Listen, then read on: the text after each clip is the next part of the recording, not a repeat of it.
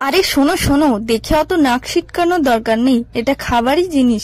যারা যারা খায় না তাদেরকে বাদ দিয়েই বলছি, যারা খেও না কিন্তু কাউকে ঘেন্না দেখিও না। আমরা খাই, আমাদের ভালো লাগে। আর সত্যি কথা বলতে মুরগির এই ঠ্যাংগুলো খেতে আমার খুব ভালো লাগে, যে মুরগির এই পায়ের অংশটা। বাবাকে আনতে বলেছিলাম আর বাবা এনে দিয়েছে 2 কেজি ঠ্যাং, আর সেটাই এখন কাটাকুটি চলছে। পিসি আর মা কেটে নিয়েছে, তারপরে মা পিস পিস করে কেটে নিয়েছে। এই দেখো এতটা হয়েছে। তারপরে পেঁয়াজ কুচি, রসুন, লঙ্কা, টমেটো কুচি সব নিয়ে নিয়েছি কেটে। তারপরে কড়াই কম মশলা দিয়ে ঠ্যাংগুলো ভেজে নিয়েছি। আর বাবা আবার চিকেন এনেছিল, চিকেনগুলো ভেজে নিয়েছি। আলু ভাজা হয়েছে, টমেটো ভাজা হয়ে গেছে। মাঝখানে আমি সবার সাথে গল্প করছিলাম আর মাঝখানে মশলাগুলো মিক্স করে গেছি। যাই হোক, তারপরে কষানো হচ্ছে, কষানো হয়ে গেল। এবার জল দিয়ে দেবো, পরিমাণ মতো জল দেওয়া হয়ে গেল।